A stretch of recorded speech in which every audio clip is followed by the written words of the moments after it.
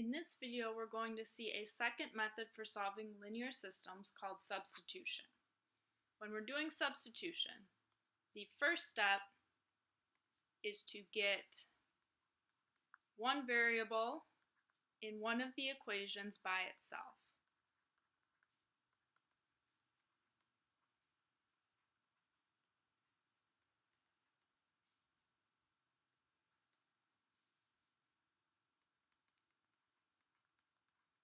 If there isn't one already. Sometimes you'll have to do this step and sometimes you'll be able to go right to step 2.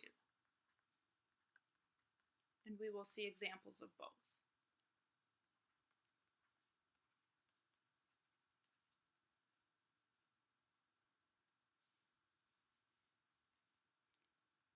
Step 2 is to plug into the other equation.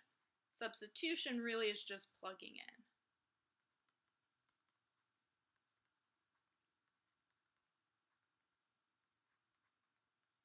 This is going to give you an equation that only has one variable in it, which you can solve using the methods that we talked about back in section 1.4. So you're going to solve this equation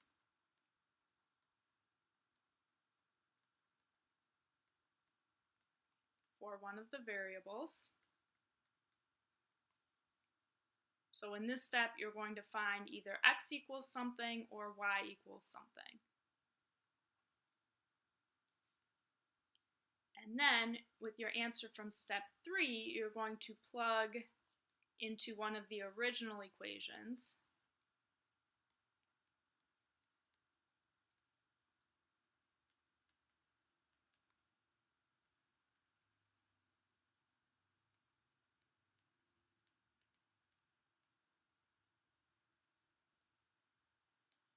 And solve to get the other variable.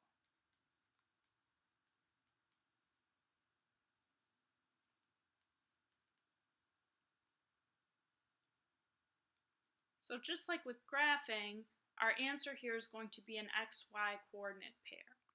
The difference is that this time we won't actually have a graph of the lines to look at, we're just going to have the equations. So we're going to look at example 3 first, from section 3.1. It says solve by substitution, and you see that there are two equations there. Now you notice the top equation says y equals negative 2x plus 4. So this equation already has one of the variables by itself. The y is by itself, so I don't need to do step 1 for this problem. I can go right to step 2. My second equation is 7x minus 2y equals 3. Now what I'm going to do is I'm going to plug in negative 2x plus 4 for y in the bottom equation. Since y equals negative 2x plus 4, that means that I can replace y with negative 2x plus 4. And what I get when I do that is going to be 7x minus 2. Now I'm replacing y with negative 2x plus 4, and I need to put that in parentheses because the whole thing needs to be multiplied by that negative 2.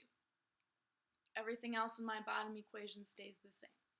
So we have 7x minus 2, replace y with negative 2x plus 4, and then that equals 3. Now this is an equation that I can solve. I'm going to start by distributing to get rid of the parentheses. Be careful with signs. Notice this is negative 2 times negative 2x.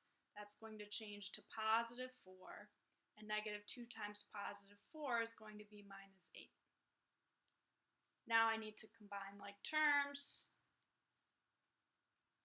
and solve. 11x minus 8 equals 3. Add 8 to both sides.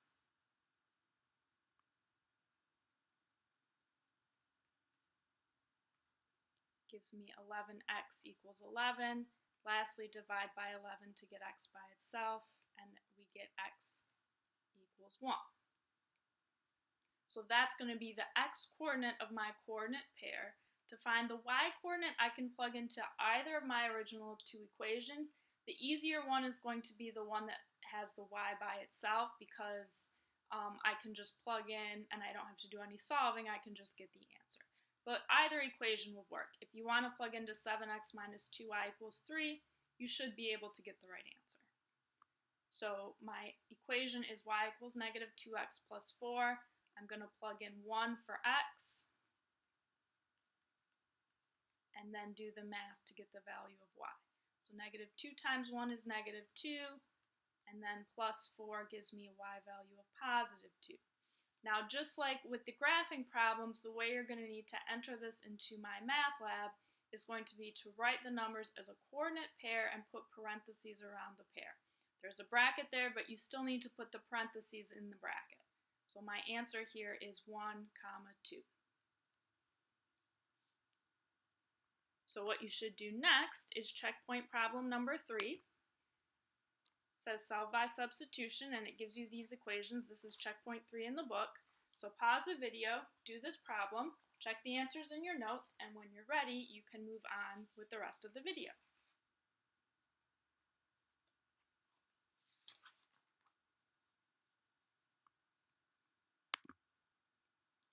Next, we're going to do example 4. Now notice with example 4, I don't have one of the equations that's y equals or x equals like I had in example 3. Both of these equations are in standard form with x and y on the same side. But what I'm going to do here is I see that this x doesn't have a number in front of it. That's going to be the easiest thing to get by itself.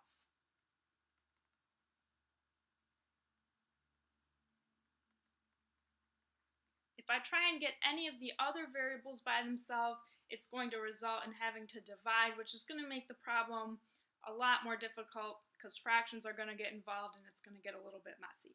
But if I have an x that doesn't have a number in front or a y that doesn't have a number in front, that's pretty easy to get by itself. All I have to do is add 3y to both sides.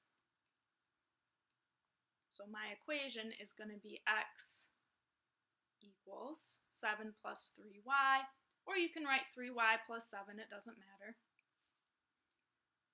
And now what I'm going to do is plug this into the other equation. So my other equation is 5x plus 2y equals 1. I'm going to replace that x with 7 plus 3y. So I'm going to plug in 7 plus 3y for x.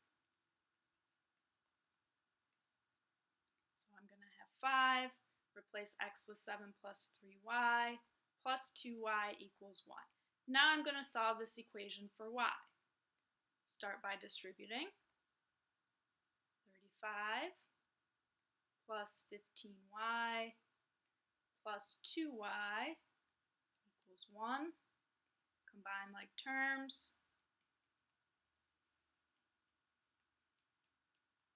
And now I want to get y by itself.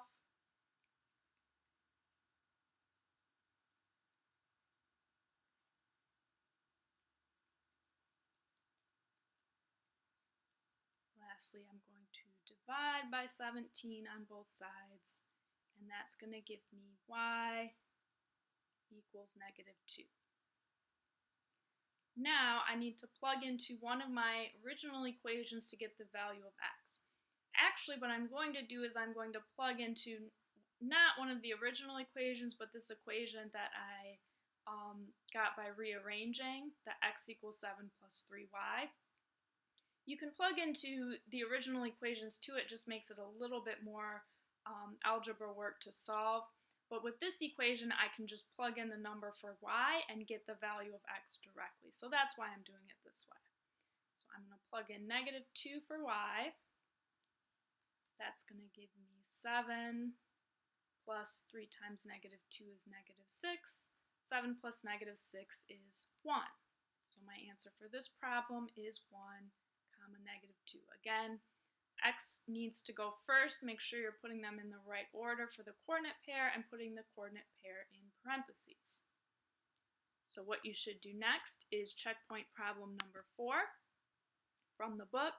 You see in this problem I have the y here that doesn't have a number in front, so what I'm going to want to do here is get this y by itself for my first step. So go ahead and solve this problem in your notes, check the answer in the notes that are posted, and then you can move on to the homework.